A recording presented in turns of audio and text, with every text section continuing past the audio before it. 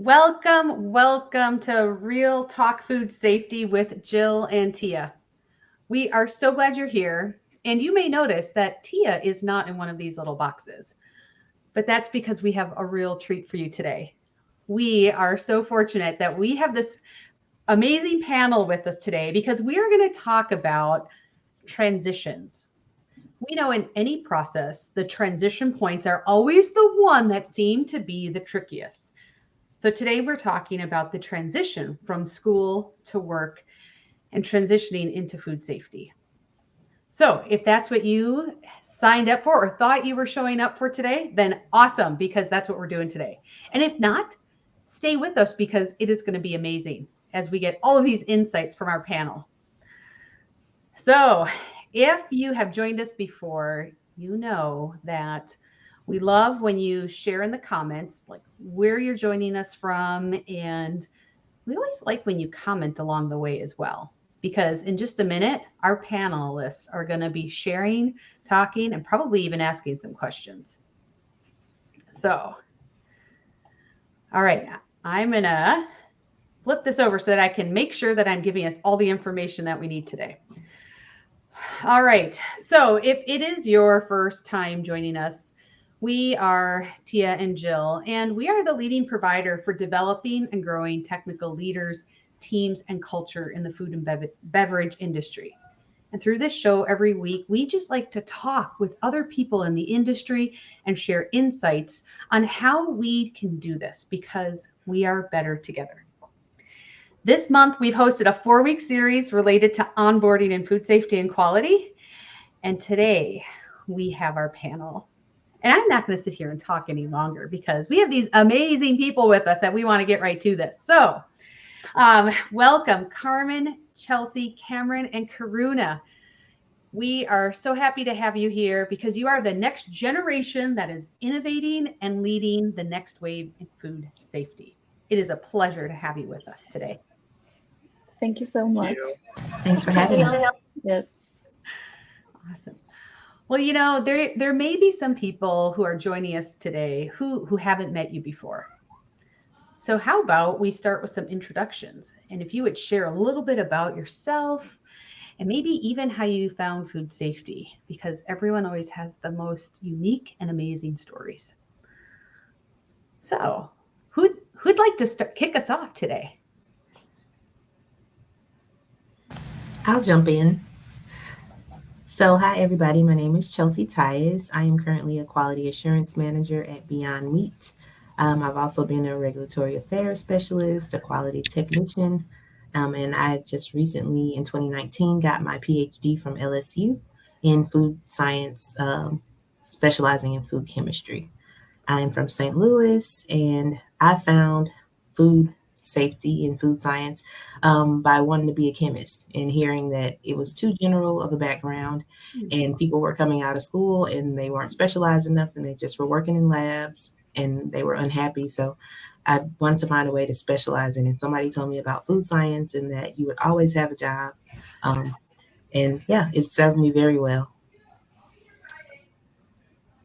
That's awesome, Chelsea. And I can only imagine at Beyond Meat that having that chemistry background is really important and really adding some value. That's awesome. Definitely. Cool. Awesome. Who'd like to go next? Just jump on in. I can go in next. Hi, everybody. I am Karuna Kharel. I'm currently a PhD candidate at LSU, and I just defended my dissertation last month. So I'm graduating this semester. My research work was on thermal treatment methods for pecan safety and quality, and also antimicrobials for produce safety. So in addition to research, our lab also, we do a lot of food safety extension works.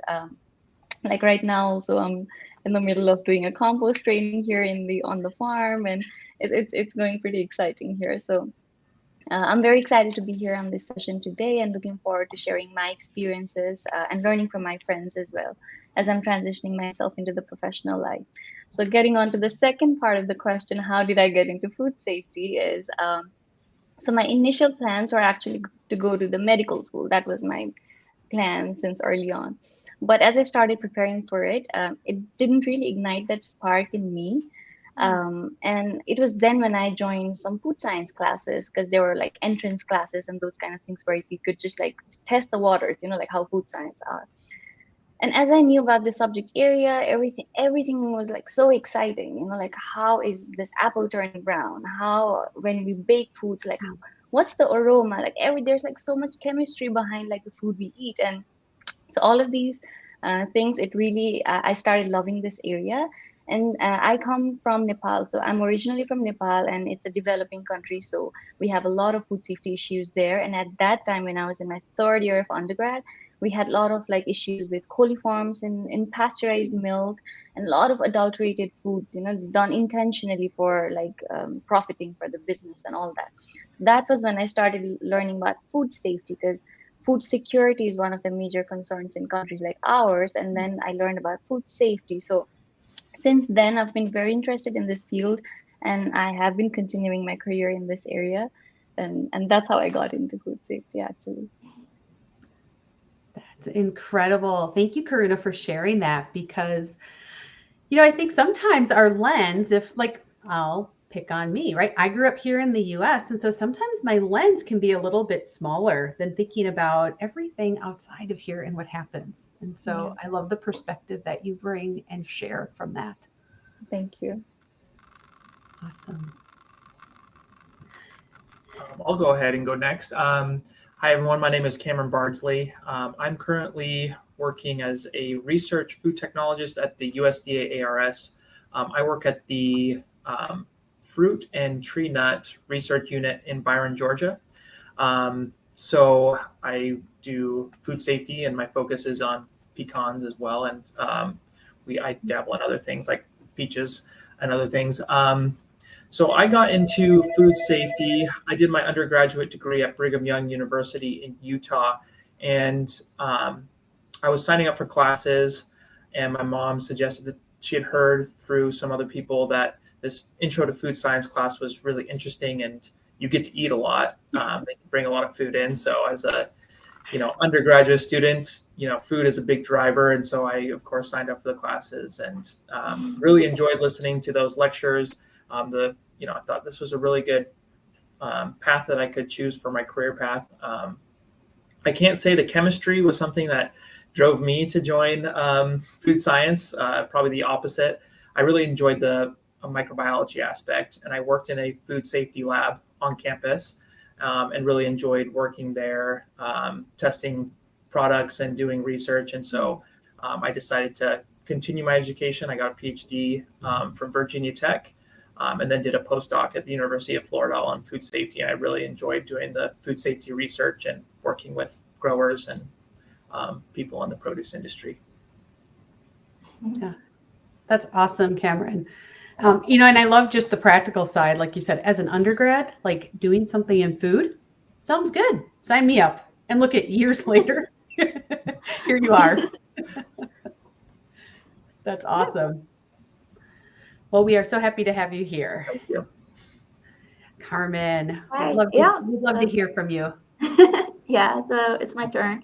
Hi, everyone. My name is Carmen. I'm currently a PhD student at the University of Nebraska-Lincoln, and I'm graduating in May. How did I get into food safety? Well, as an undergrad, I really like chemistry. So my undergrad degree is in food engineering and I did my undergrad in Guatemala, where I'm originally from. When I finished my undergrad, I got a chance to come here to the University of Nebraska-Lincoln to do an internship, and it was in a microbiology lab, which I had not really liked that much as an undergrad. I think I took like one microbiology class, but it was a food safety microbiology lab. And once I was here and I did that work for 6 months, I fell in love with like food safety microbiology, and then that's what I've kept doing as sort of a academic career. Yeah. That's really quite funny that you're like, I really didn't really take many micro classes, and now you are like, you're all in. Yeah. Definitely all in. That's awesome. Good. We are so grateful that you're spending this time with us today because one of the things that we talk about is how do we set people up for success when they come into food safety and quality. And so this episode really is all about learning like what as some of you have transitioned and some of you have gone back and forth, like what's gone well and what not so well. And really to help us, when I say us, I mean me, our audience, like how can we champion and do better with helping each other transition and setting each other up for success? And I love it because we definitely have a great audience with us today. So from Chicago and Georgia and Arkansas. So hello, Tim and Michelle and Lori and Ravati and Erica. I think Erica's our connector, isn't she? Yeah. One of our big connectors. So Yeah. thank you, Erica. We're so thrilled to have you with us today too. So let's start with, since you are all in different spots, let's start with just kind of the general, like as you've transitioned or as you think about transitioning, what has been or what do you see as being instrumental in helping you learn the ropes in these new roles that you're venturing into or have ventured into? I'll jump in and say having a mentor, and that usually comes with starting the job and kind of either it's your direct supervisor or manager, or maybe sometimes it's a peer. But having that support system is really important, and it really sticks with you even after you leave that position. I have several mentors that I picked up along the way that make all the difference in my career. Yeah, I think I agree with Chelsea. I really wanted to talk about the mentor aspect of things. I think it's really important to have a mentor, no matter what field or career or organization you're going to be working in. But I think you should work, obviously, your supervisor will be a mentor to you, but I think you need to find someone who is not in that supervisor role or managerial role that can serve as your mentor, where you don't feel that maybe pressure. You can have those different kind of aspects. I'd also think, really being friendly and have a good relationship with your HR. Hiring people are really important because they're going to make your life a lot easier as you're trying to make those transitions and get into your role. Because there's a lot of paperwork at the front end of a lot of positions you start in. Mm-hmm. So. Yeah. And I feel the same way. Like networking and mentoring has been at like the top of my list as I'm transitioning into professional career. I would say like again in like capital letters, like mentoring and networking has been like very, very important. And it goes a long way in our career, especially as we're starting out. I think to have good mentors could be really instrumental. For me, I always felt like, okay, so mentor means like just like Cameron said, our advisors, right? So then I do have a mentor, but I didn't realize like you can have other mentors along the way as well. And IAFP, which is one of the food safety professional group and a conference, that is where I learned about like this program. There's like a networking, a mentoring program, and I started reaching out to people. At first, I was definitely very shy to even like reach out and say like, hey, could you like help me navigate through this process? And because we might most of the times we think like, oh, they're like big shot, they must be like very busy at their work and whatnot, right? So we tend to shy away. But as I started like talking with them, they were super helpful, especially in food safety. I felt like everybody's so helpful, and if you just reach out to them and ask for something, they're always there to like help you navigate through the process. And I was like, wow, it was just me that I was shying away from actually reaching out to them. And I've had like a couple of mentors along the way, and it has been really instrumental in what I'm going to be transitioning next into my professional life. That has been very instrumental alongside my academic and all the things that I've done to boost my resume. With the mentors and networking, it just oomphed up and uplifted the job possibilities and all the career pathways. So. Yeah, I agree with mentoring, networking, and also if it feels like too challenging to reach out to someone who's, very well established in your career, you can always, reach out to your peers, like most of us are in grad school for a considerable amount of time, and you see people graduate every 6 months. So sometimes even that person that's just 6 months ahead of you, they can still help you out and give you some of that inside look, and they remember their transition very well. So that is another source of, more informal mentoring, but definitely a network. So I'm sensing a consensus here. Like having mentors and a network is an important part of helping with transitioning. And Karuna, I love that you brought up that there's different types of mentors. I know T and I have talked about this, that sometimes you have a sponsor and sometimes you have a coach and sometimes you have a mentor. And so people can play different roles for you as well, because Cameron, I love that you brought up, right? Like everyone wants to have a great relationship with their leader, but sometimes they're not the person that you necessarily want to talk with them about, like, I'm uncertain here, or I have some questions. Sometimes you need someone else to be able to navigate some of those early questions that help you put context to that before maybe you have other broader conversations. Yeah, I think one thing is you're not going to ask your manager about negotiating salary. You're not going to do those things where you need someone who can help you, negotiate salary or a better position or something like that down the line. You're going to have those talks where you can't necessarily do that with a manager. So having someone outside of that position is going to be really important. Yeah. So if having this or a mentor or starting this network, even at an organization or a role that you're moving into, how could the organization or your hiring manager do some direct support as people are transitioning? So for example, would it be helpful for someone to be like, hey, here's someone that we want to set you up with as a mentor?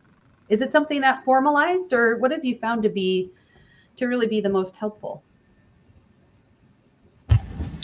Yes, I've had it both ways. So I've had it where I'm introduced to somebody as kind of like my buddy, and they're like, this is the person you go to when you have questions. And then I've also had it where I'm just introduced to everybody. And once I learn what everybody does, I kind of naturally migrate towards a certain person that tends to answer most of my questions, or, wants to pay attention and help me learn the ropes. I think one thing that would be important if you're going to, I think that's a great idea to have a manager assign someone, a mentor or a buddy. But I think the person who's going to be the mentor needs to be it needs to be a voluntary thing. I know everyone's really busy. This shouldn't be something that is heaped on them, because you don't want to create that animosity or some kind of, hard feelings where, oh, this person always comes to me when they have a problem and I have to get my work done. So I think it's, as long as it's a mutual respect and mutual understanding, then yeah, that's a great idea.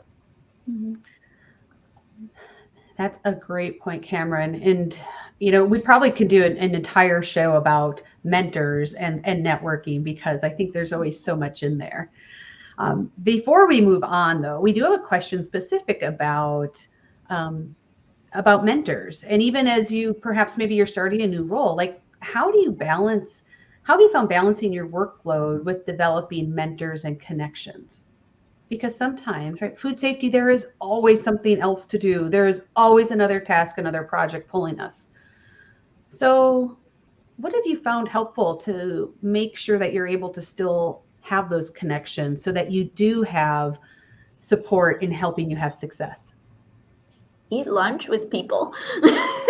That's something that I've tried to do in all, I did work in industry for 3 years between my master's and my PhD, but both during my master's, during my PhD, during all my time working, I would try to, take that lunch hour to just go to the cafeteria or wherever everyone was having lunch and be like, oh, can I sit with you? And, everyone has to eat. And in most places you can take an hour for lunch. So, that's something that was really helpful for me. Yeah. And I guess priceless. Sorry, Carmen, that's awesome, right? Because often when we think about lunch, maybe I'll catch up on something or run here or do that. But right, everyone needs to eat. That's a great time to slot that in and make that, like, commit to that time. Mhm.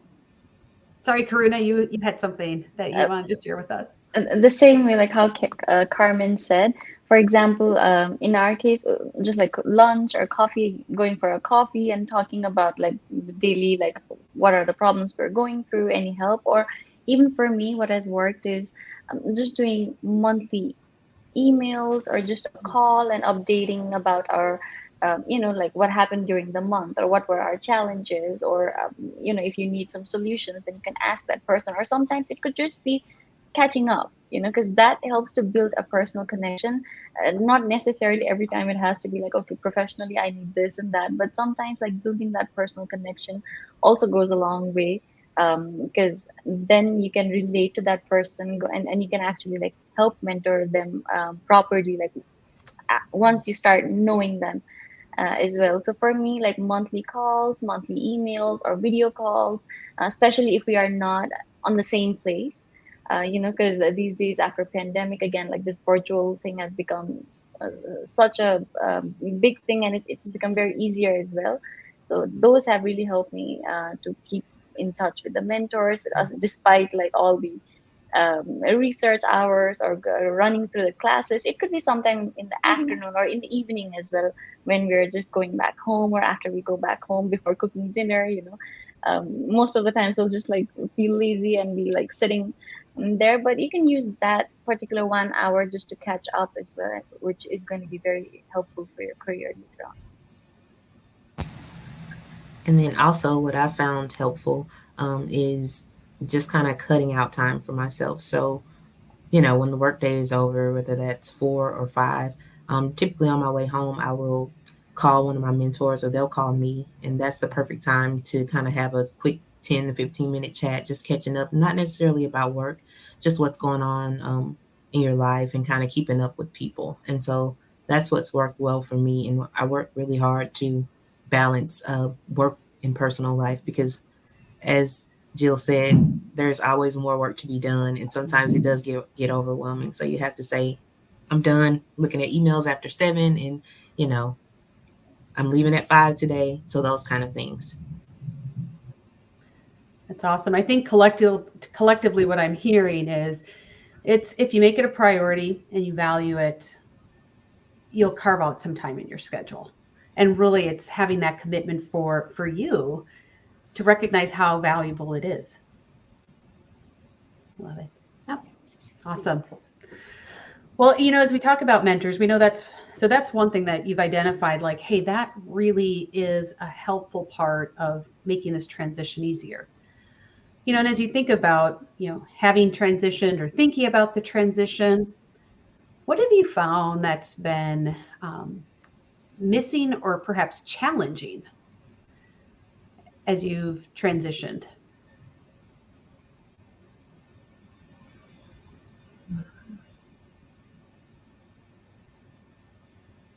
I think one of the challenges is sort of a communication between, you as a student and people when you're interviewing for jobs, and just having and being able to communicate the skills you've gained as a student, not just the technical ones, but, more like those soft skills. When people ask you, have you managed people? And you think, not in a traditional sense, but, we had volunteers, we had undergraduate researchers in the lab, and I would give them schedules, I would give them feedback, I would train them. That counts as managing people. And same for other skills of communication, of supervision, of managing projects.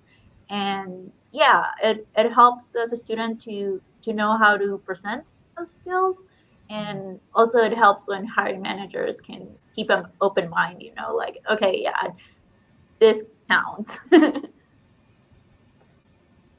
Yeah, Carmen, that's wonderful, because as you talked about, I think in food safety, we often say, even if we don't have direct reports, the ability to influence is almost more important than having that direct report type of relationship.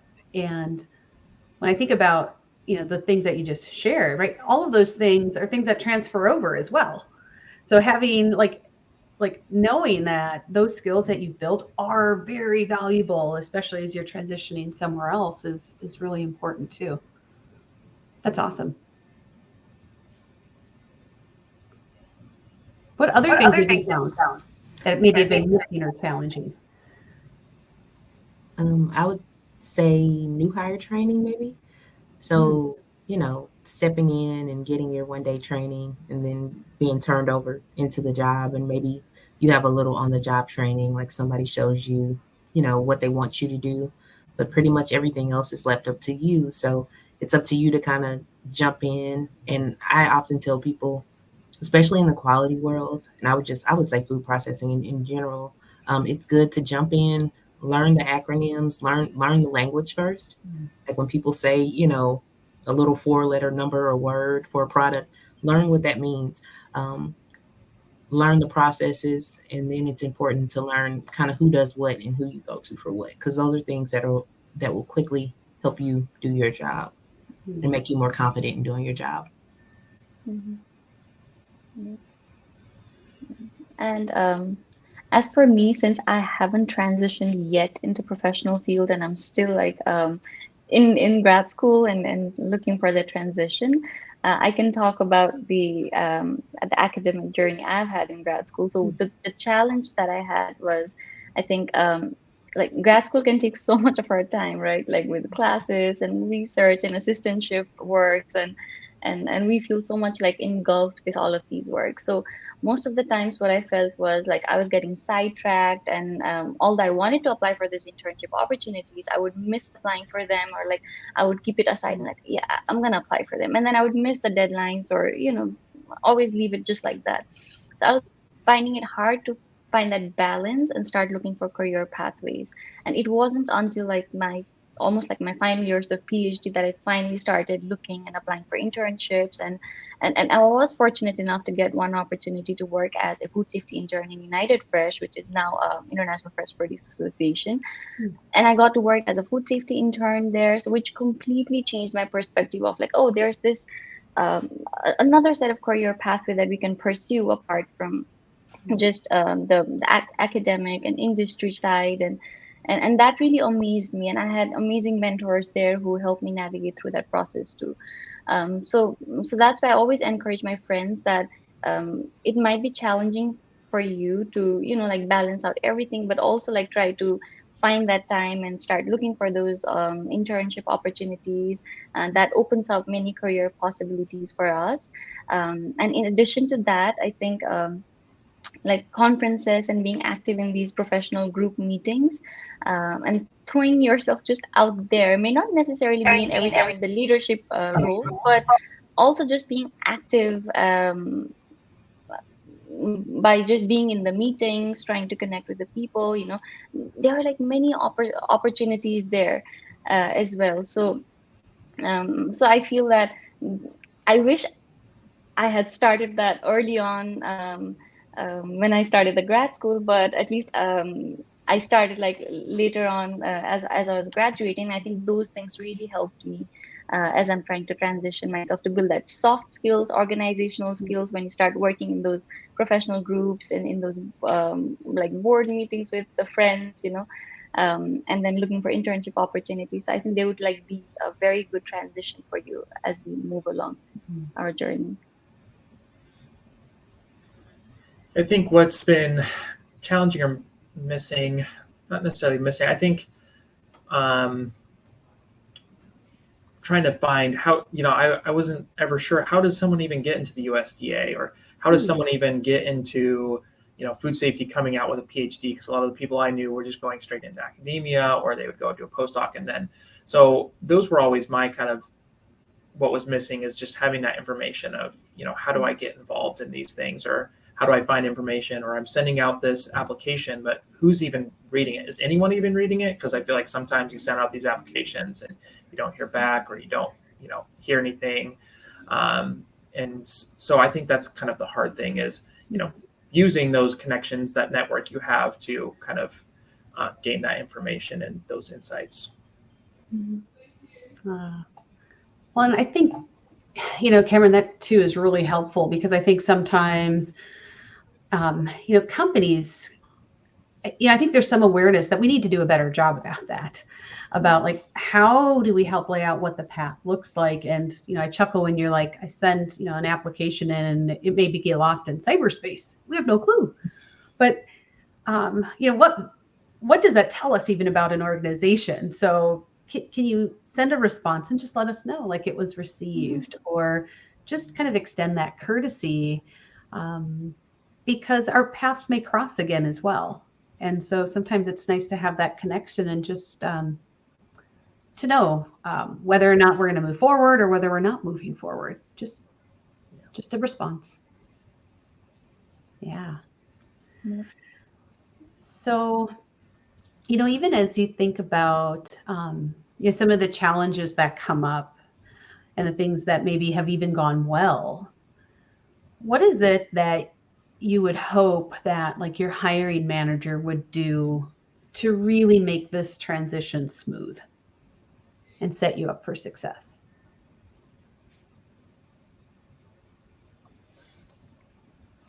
Well, I didn't do this, but sorry, one of my supervisors told me that he actually asked to come out and visit the site before taking the job.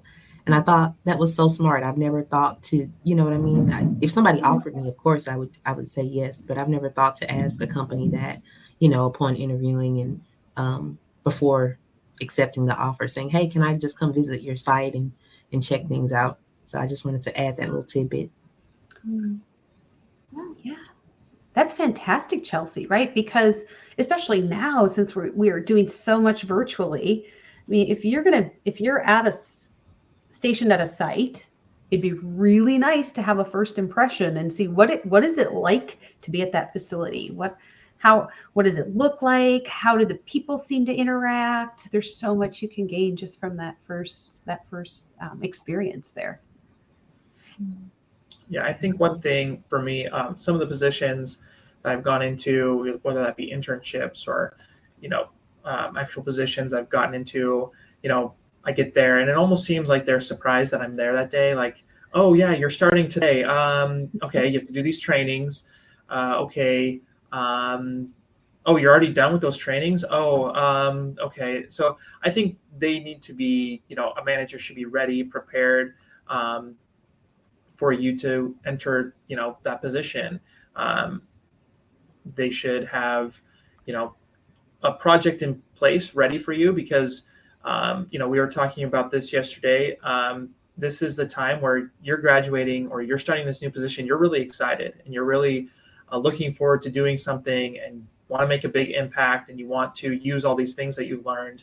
But sometimes that excitement or that, drive gets kind of, lessened as you go through these trainings or as you realize like, oh, they don't have a project ready for me or they don't have something ready for me. So I think having something ready and prepared beforehand and sending that information to them before they start is always really important as well. That's what I've appreciated is I've received my project plans and what I'm going to be working on before starting at my current position. And that was really helpful for me to get. And they were like, what do you need? What do we need to start ordering? What do we need? And granted, I'm in the federal government, so things go really slowly. And so that always helps too, is just making sure you're on top of it before you start. But Cameron, that brings up a whole nother aspect because sometimes it is day one when people are like, oh, you're here, right? And right, I've been guilty of that, right? Where we have a whole plan or maybe we do, but then something comes up. But it's the intentional part of having a plan because like, that tells someone like, we are so happy you're here, you matter, and we can't wait to see like what you can do here. And with that, there's kind of that misconception that day one is day one, but really back when that offer was made, or even when you're in the interviewing process, that's honestly when onboarding starts because people are getting an impression about your organization and as a hiring manager, what it's going to be like working with you all the way till your actual first day. And I see a few head nods. Has anyone else had that experience or anything to share on that? Yes. So this has been my first experience where that happened and it was very insightful. So it gave me some some things to look forward to and some names to know. And, you see the names on emails, and when you get here, you put the face to the name, and it's very nice. Had some things already set up, laptop and office, and, it was very cool. And you're right, it started way before I ever set foot on the site. Awesome. Well, how does that even shift perhaps, as you're coming in, like whether it's confidence or, just like confidence in what you're doing, or even confidence that this was the right role? Well, it definitely makes you feel wanted in that you're important to the organization, enough to plan ahead and think ahead and make some provisions for you. So definitely set a good precedence for me. That's awesome. Yeah.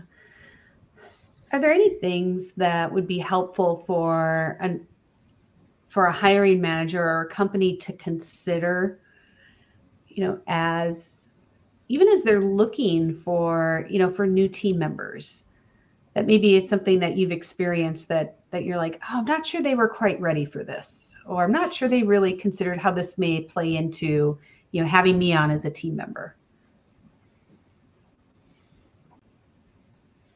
Ooh.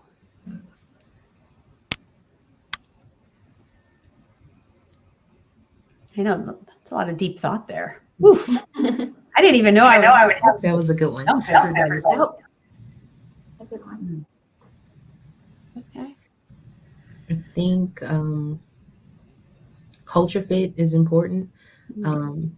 Having somebody that shakes things up and is different, bringing a different point of view is very important, as well as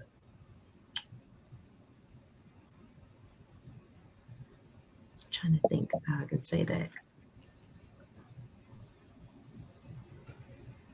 Remind me of the question, Jill, because I'm thinking about all these other things. I think it was something I'd say I don't write these down. This one's not written down. So it was something related to maybe something that a hiring manager or organization could consider, or maybe that they haven't considered, that would help, as they're looking for new team members, or even, as you've transitioned to a new role. Yeah. So definitely culture, definitely soft skills. And then we always say, would this person raise the bar for the team that they're being added to?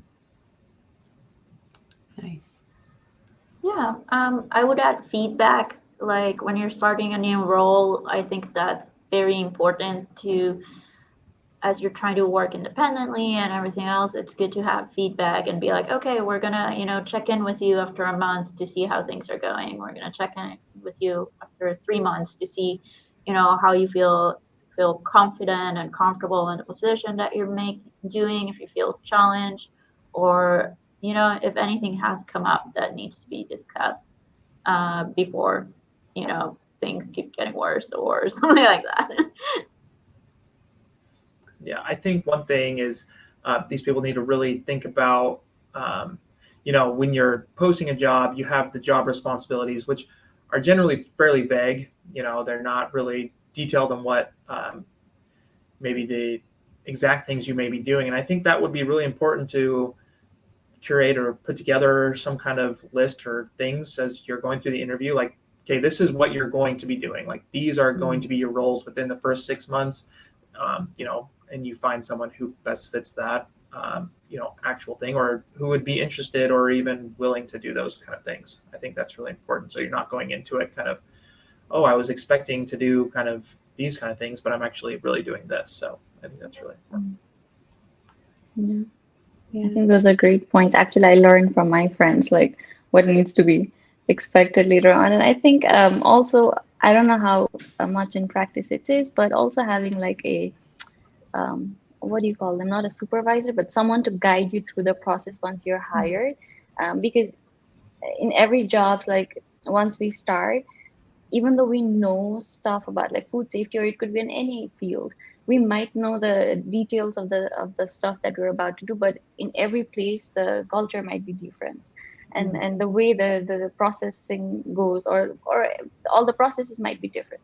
So if someone is there to help us navigate through it for a couple of months or something, and once we have like set our foot on the ground, we are good to go. So I think that would be really helpful. And also being very adaptive to the culture. Like we come from different backgrounds, and being mindful of that. It would be really appreciative. Um, I also think it's nice. My advisor did this when I was, looking for, PhD programs to join. I reached out to her and talked to her, and she said, "Well, let me connect you with one of my students where you can just talk openly." And I think that's really important if a hiring team can connect you with someone who's going to be on the team who's not maybe in the hiring process, so you could really speak openly about the position, about the company, and that's always really nice to see their perspective without having it be sugar coated a lot of the times, because sometimes it is. She always say, like, yeah, tell them the good, the bad, the ugly, just tell them everything, so they know everything into. Great point. Yeah. Well, and that, one of the things that we often hear that is really the root cause of other symptoms is not understanding expectations. Because I think, Cameron, like you said, sometimes a job description almost feels like a grocery list. And so you get this big list and you're like, what am I actually going to be doing? Because if I'm responsible for a program or I'm responsible for a project, do I just kind of oversee it from high above, or am I actually doing the work, or am I doing this part? And that makes such a critical difference. I see all of you going, yeah. Does that mean you've experienced this before? Kind of that gap between, or even implicit expectations that like you're supposed to figure out or guess along the way versus, explicit ones. D, all of the above.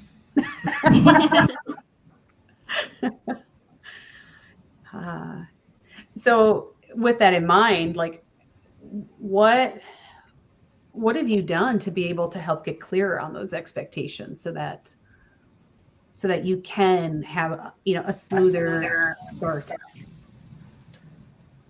So for me personally, I always speak to my team and see what was done well, with the person maybe I'm replacing, or, someone that held a position before, what they could have done better, and, what do they need? So that was a big part in this new role. I had to ask my team, what do you need? How do you like your feedback?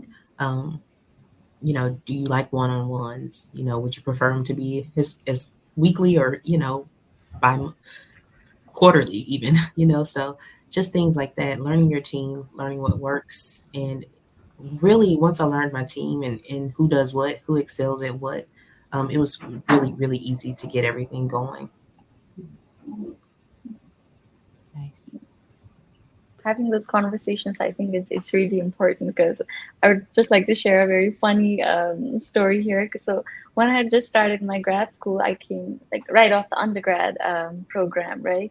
So the expectations were like, okay, you can start going to the lab, start preparing the media, use the autoclave and everything. And I was very hesitant to like start using them immediately, because I would love to have like a protocol or something, or because what if something was wrong, or what if I break this machine, or those kind of things were always there. And at first I shied away, and then later on I thought, like, I need to convey that message, like I need to be very like say it in a proper way, and we need to like have a conversation, like, I think I'm having a hard time here. It's not that I don't know, I know it, but if someone's there to guide me through it, I would really appreciate that. And the other person will be, oh, definitely, like I had never thought about that thing. So let's help you guide through the process. And it went smooth. So I think having those conversations in a very respectful manner, and conveying what you're feeling would also be very important.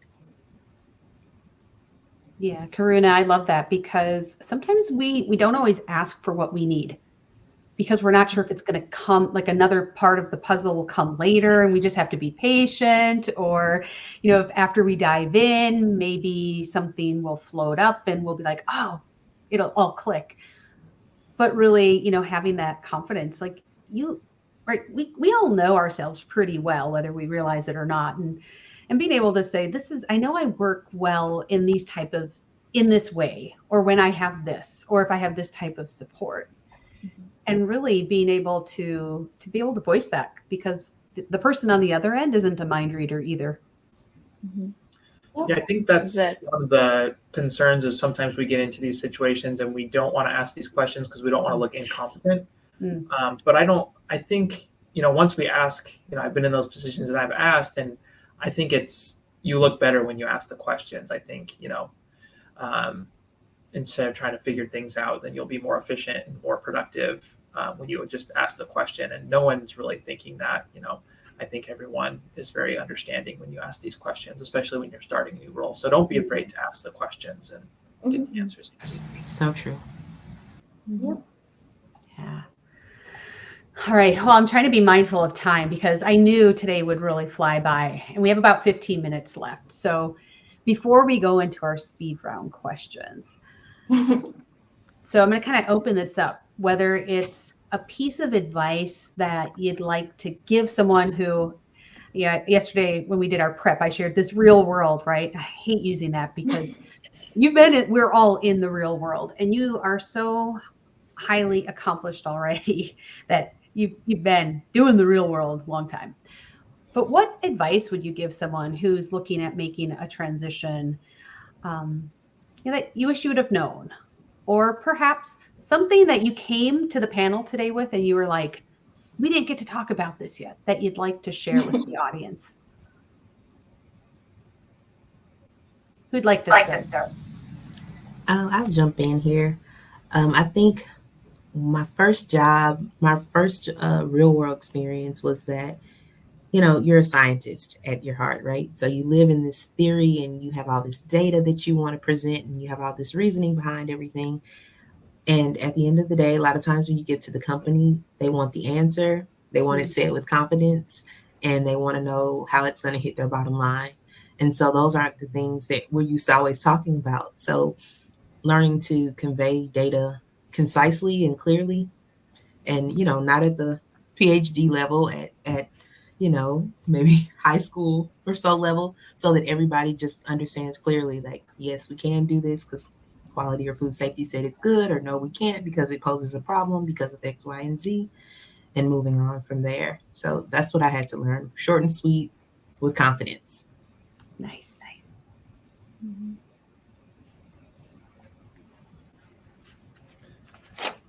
My piece of advice, I would say, would just be focus on the extramural things. I think that's really important. I worked in a lab. I did a lot of things. I, was in the food science club, and I made, a lot of great connections, did a lot of great things. And that was some of my main takeaways. I think, those things that really built my resume or my CV was just, working outside of, my classes and doing other things. Get involved in those other things, because that's where you're going to make connections. That's where you're going to have those experiences.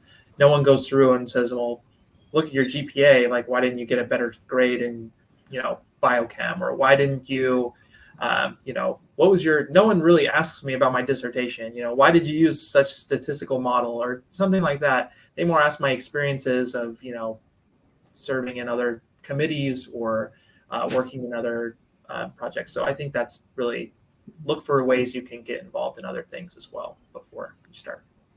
Yeah. Yeah, when I second Cameron, like that's what my advisor always told me, like when I started my grad school, is don't just focus on your academics, you are going to do great. That's what got you into grad school in the first place. So don't worry about that, but be active in like all these leadership positions, clubs, professional organizations, and that really helped develop those soft skills.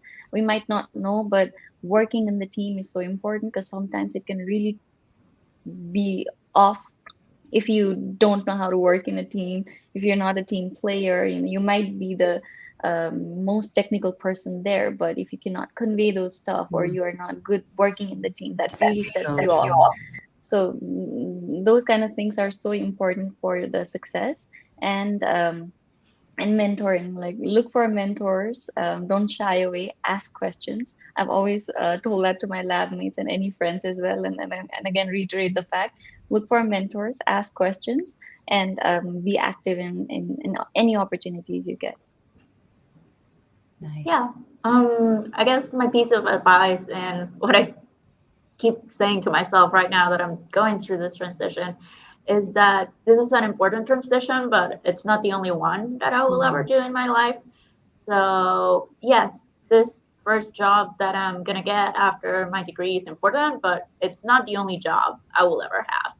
Like there will be changes after this one. So it's okay if something is just like the first job. It doesn't have to be perfect the first time, and things will change and everything else. So just like try to take off a little bit of the pressure there. And yeah, there are a lot of chances, and life is, so long, and you have so many different opportunities. So that's it. Carmen, that's great perspective to be able to bring. I love that. It's your first transition of many, and you've already done many transitions. Yep. So it's another opportunity to kind of navigate that journey and see what's working and, what would make it better if. So, Yes. oh, all right. Well, from that, the takeaway of like, I love short, sweet, and confident. Sorry, I had to jot down a couple notes. Focus on the extramural things. I love that because that goes into the networking, which when we started this off, the first thing you talked about was the importance of having a mentor and people to really have within your circle. And then last, the context of it's only one transition of many that you've done and that you will be doing. That's awesome. If you don't mind me adding, I think you need to keep an open mind about where you're going to go. I don't think Chelsea saw herself working at Beyond Meat, or I don't think any of us saw ourselves, government was way out of, my thinking, but, we all ended up where we are. And I don't think any of us saw ourselves in the positions we are, but I think just keeping that open mind and, apply for everything, or, just keep an open mind, interviewing or talking to someone. It never hurts to do those things. So always keep in mind. That's great advice. Mm-hmm. Yeah, that is a great piece to add at the end there before we jump into our speed round. Are you all ready? Yes. And don't be afraid to just jump in. You're so polite on Zoom. Like, wait. All right. Who's the funniest person you know? My dad. My youngest sister. My fiance. Yes. My wife would say I have to say myself because I laugh the hardest at my own jokes, but I'd probably say one of my friends growing up. That's funny. Okay, we'll have to have another show where Cameron does jokes. So a stand-up show. All right. Where would you love to go on vacation? Italy. Okay, maybe we do have to do one at a time. No. I heard Italy. Yes. Bali. Maui. Chile. Bali. Oh, it's pretty. I'd probably say Indonesia. That's a hard one. That's a hard question. Yep. All right. Chile. Chile. Yeah. Yes. Beautiful. All right. If you could be a character, whether it's a movie, book, you pick, what character would you choose and why? Hermione Granger, always. I'm a big Harry Potter fan. I almost said that. I'd say Kim Possible from Disney. She was always saving somebody and doing all cool stuff. That's so amazing. I always pick Carmen Sandiego because she's all over the place. She's so smart. I can't say I have a direct answer for this. I'd say like one of the side characters who has a lot of money who doesn't get involved in the drama. That's probably my perfect. I don't have to deal with the consequences. So. Awesome. All right. And the last one is, what would people say is your superpower? Do I have one? I've always been told that mine is bringing people together. I don't know how to define that, but I think my dad told me when I was young that I had a way of making all my friends become friends, and it served me well. Even at work, people are like, "Oh, shy away from that person. They're difficult," and I never have problems with that person. So, just communicating with people, and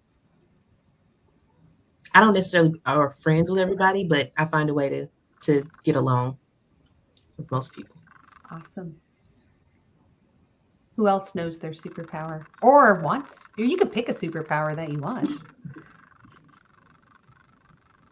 I think I'm a pretty good listener. I think that would probably be my superpower. Nice. You're taking in all the information so you have good jokes later? Yeah, there you go.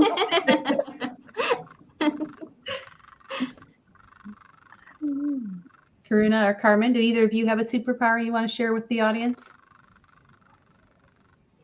That's a very hard question. Like I have never thought of it. Well, I'm a little forgetful. I don't know if that could be a superpower sometimes, like because if you want to forget like bad memories or you don't want to like, keep remembering them, sometimes that really comes handy. Like, oh, yeah, I know something happened, but I completely forgot what had happened. So that's sort of a superpower, I would say. That's great. You forgot the embarrassing moment. That's awesome. Yeah, that's good. Yep.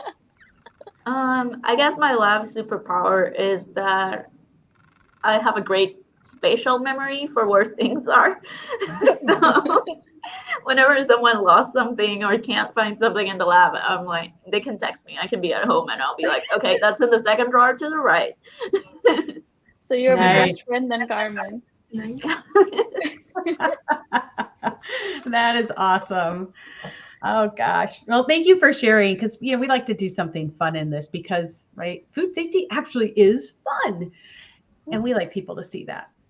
So it has been just an absolute pleasure to have you on the show today. And really, it's been great. And you've had all these nuggets of things that hopefully our audience, catching on to those or seeing those things because as we talk about like how do we set people up for success, you've shared so many different ways that we can do that and pitfalls that we can watch out for. So thank you for all of that. And thank you for this wonderful opportunity. Yeah, thank you. Yeah, thank you. oh my gosh, so glad to have you here. Well, great. Well, let's see. For everyone listening in, next week we kick off May with a small business series because food companies may be big, but they've all started off small. And so we're going to talk about some of those transition points along the journey when it comes to maturity, not just in our food safety programs, but also in how we develop our teams and our function to grow within the business. So stay tuned. There'll be much more for that. Okay. And sorry. Go ahead, Carmen. Do we have time for one question? I think there's a question in the chat. You bet. Oh, let's see. Oh, all right. Gladys has a question. What recommendation can you make to someone who is transitioning from Africa to the U.S. with 8 years of experience in food safety and an approved diploma? That is a great question. No. Does anybody have some advice on that?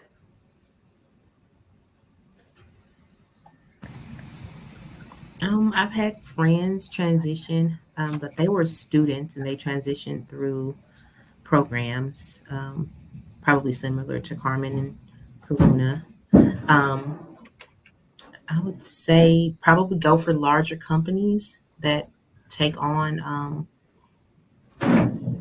foreign employees. A lot of companies don't, but some do, and they typically are the larger companies, and they'll sponsor you and things like that. So that would be the main thing, I think.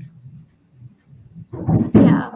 As an international student, I have some experience in my country and I have friends with experience in our country. And yeah, sometimes even if you already have a degree from an international university, sometimes it's easier if you get a master's here in the US to kind of like get your foot in the door here. My lab is special in that most of us are older. Almost no one started grad school straight out of undergrad. Most of us have experience in other countries with food safety and then decided to pursue our degree, our grad degree. Thank you both for that insight. And thank you, Landre, for bringing up that question. I wasn't paying attention to the comments as we were wrapping up. So thank you. And if there are more comments, here, let me. I think there was one question that I saw. Okay. If we have time, I don't know. let's see. Sorry, I'm going through those quick. Longray actually says, what do you do when things are not going the way you expected or planned? I presume that might be related to like that transition and as you're getting started. Well, I think it's it's a good learning experience. I had a lot of experiences during my research, and then after, I applied for so many jobs you wouldn't even imagine, and I've interviewed for so many jobs, and they just never worked out. And so I've had to make plans and make changes. I never saw myself going to the University of Florida doing a postdoc, but that's kind of where I ended up. And so you just have to be flexible and realize that nothing is going to go as expected or planned. So throw those expectations and planning out the window, kind of thing. So, well, and Cameron, you mentioned that earlier about having an open mind, because I think you had mentioned, like, all of us, we probably didn't have this on our path, like where we're like, this is where we're going to end up. But somehow we found our way here because of having an open mind and being curious and exploring. True. Yeah. All right. One last thing, really quick. When things aren't going your way, don't be afraid to speak to whoever hired you, be that your manager, and just say, hey, can I get some feedback? Am I doing well? Because a lot of times, I know we're all overachievers, right? A lot of times you feel like you're not doing a good job or you're not doing something to the best of your ability, and everybody else thinks you're doing great. And they're like, oh, you're making such a difference. And you're doing a great job. You're like, really? I just feel like I'm doing, B level, C level work. And they're like, no, it's really, really good. It's making a difference. And they'll explain to you why. And you're like, I didn't see it that way. So talking to other people helps with that a lot as well. That is great advice, Chelsea, which goes back to our, right? Ask for what you need. And if that's feedback or other things. So I put up our email as well. So if you do have questions, certainly you can, connect with our panelists online or on LinkedIn. You can also send us an email. We are happy to respond to that. And as we're getting ready to sign off, I want us all to send our best wishes to Carmen. Carmen is defending her dissertation in just a couple hours, and we wish you all the best, Carmen. Oh, So thank you for Good luck. sharing your morning. Good luck, Carmen. Thanks. You got this. Yes, it's going to be awesome. All right. Well, thank you to everybody out there as well for joining us for another Real Talk Food Safety. We'll be back again next Wednesday at noon Eastern, which is 11 Central. I sometimes can be time zone off a bit, but we'll be here and we hope you can join us. So thanks again and have a great day, everybody. Bye-bye. Bye. Bye. Thank you.